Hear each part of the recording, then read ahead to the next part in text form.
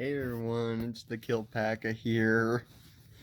Today, I'm going to go over the basics on RC helicopters. So, some questions that might come up in the RC world is, what helicopter should I start with? What is the difference between 3-channel, 4-channel, and 6-channel? How is it that some helicopters can fly upside down while others can't? And stuff like that. So the first of the helicopters that I want to show you is this little 3-channel right here. This is the Syma S107G. It's a very popular helicopter, and there's a good reason for that. Even though it is toy grade, it is all metal construction. You got the metal tail boom, you got metal, the metal chassis, metal frame, and this guy flies very well. Here's the rotor for it. I pulled it off for demonstration purposes, and you're going to see a massive difference here in a little bit between this and the one the 6-channel has. Your step up will be this guy right here. This is the WL Toys V911. I've had this for about 3, maybe 4 years now. Can't remember. I lost track. But some things you'll notice about this when you're stepping into the hobby grade stuff is it's a lot lighter, okay? And it has lots more hobby grade parts. This is a carbon fiber tail shaft, a graphite tail shaft. The landing skid is very pliable. The canopy is very light and again pliable. And if I look under the carriage here, or under the skid, you'll actually see it's too dark to see it, but that is a battery port, this right here. And hold on, I'm back. That is because this helicopter uses a removable battery.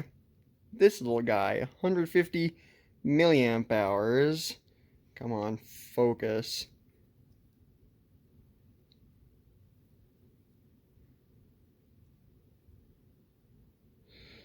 Lighting's a little dark. Hold on a sec.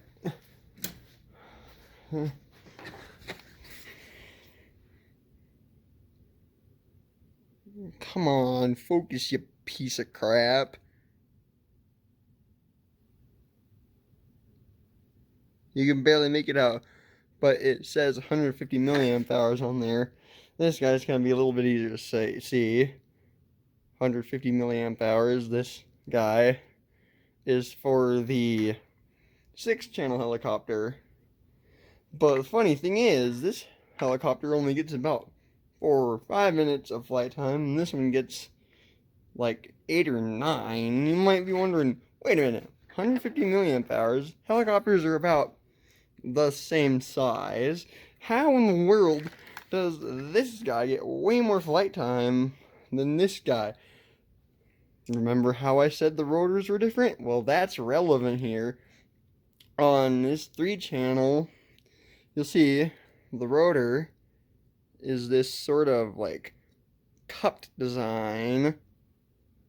See that? That sort of curve right there?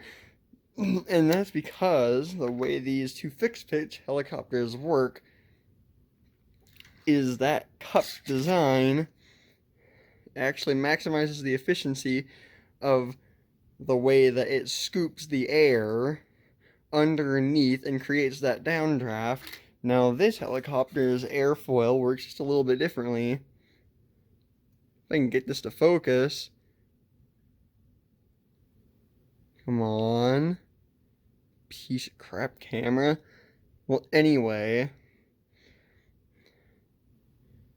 You'll just have to take my word for it, but this blade is actually symmetrical.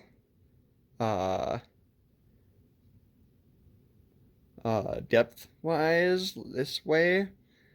It actually has this, like, teardrop shape, and it's really shallow. And the reason for that is, like I mentioned earlier, this helicopter can fly upside down. Now, you'll take a look at the rotor head getting over top view right there, and you can't see it really well. Hold on a sec.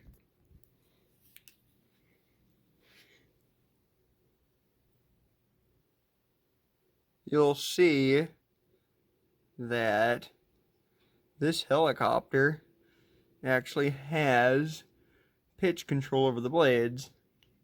Now, it's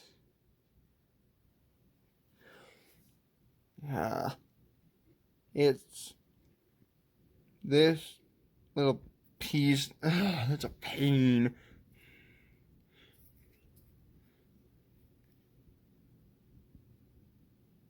It's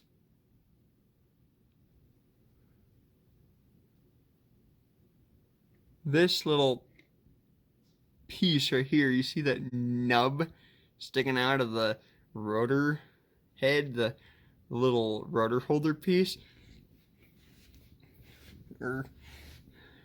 That is actually what enables this thing pitch control, and it's also what enables it to fly upside down, because instead of just controlling the motor speed like these two, it actually...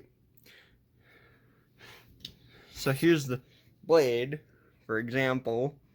It actually tilts the blade like this in order to get pitch control, and this would be positive pitch right here. In this state, you're gonna get positive thrust. That's downward thrust. You're gonna lift up. But if you flip the helicopter upside down and flip the blades like this, you will get negative pitch, and the helicopter will be able to hover from an upside down position.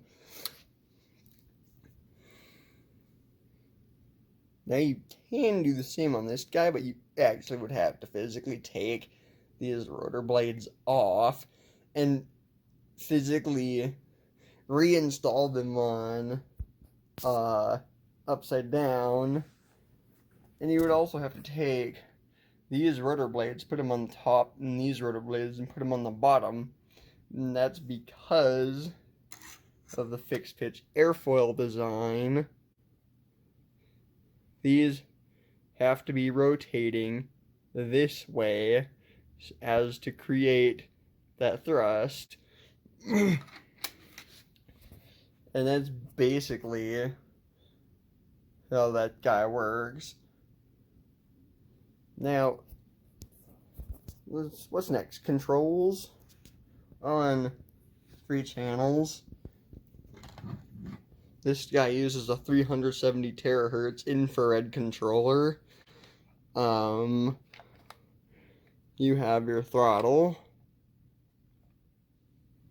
You have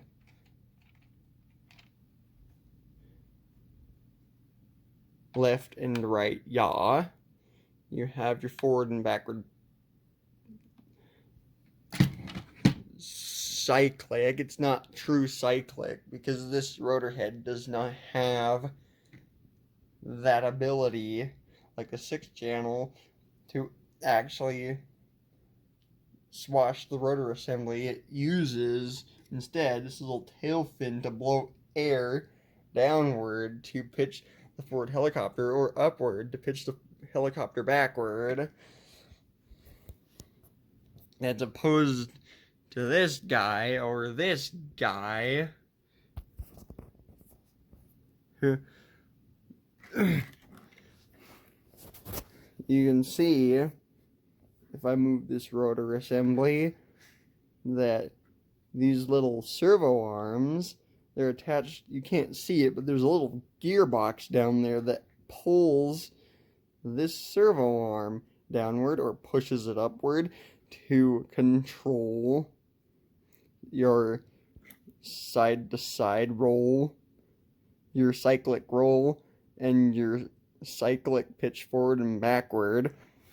On this guy, it's even more complex. You have 3 servo arms, one to control your collective pitch, up and down, as opposed to just controlling the motor speed. You have one to control your cyclic pitch, forward and backward. You have a 3rd servo arm to control your cyclic roll.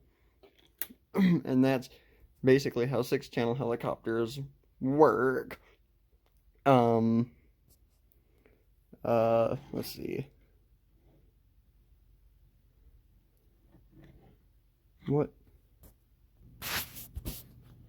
Well, next, the remote. It's pretty straightforward. Left stick, left stick, up and down is your throttle, and on your 6-channel helicopter it's true collective pitch, but same concept from how to control it perspective. You have your yaw on these 4-channel and up on the left stick. You have forward and backward on the right stick is your cyclic pitch, and left and right are your cyclic roll. On the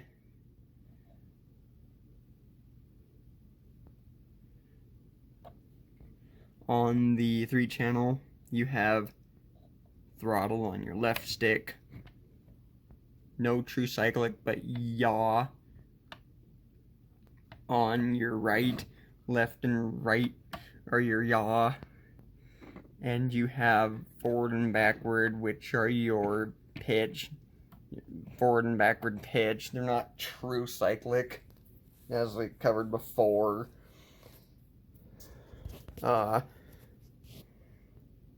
And that's pretty much all you need to know. Thanks for watching.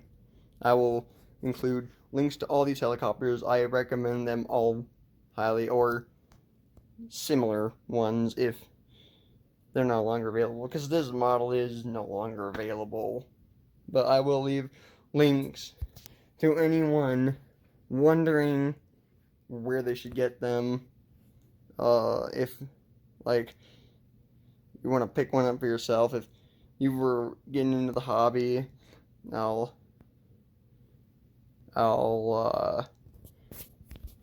put some pointers on what you should get if you're a beginner or just getting into the hobby, or you're in a little bit, or you're looking for your next chopper, you're a little more intermediate, or if you're an advanced pilot just looking for the next greatest thing. I'll leave links. So see y'all. Peace out.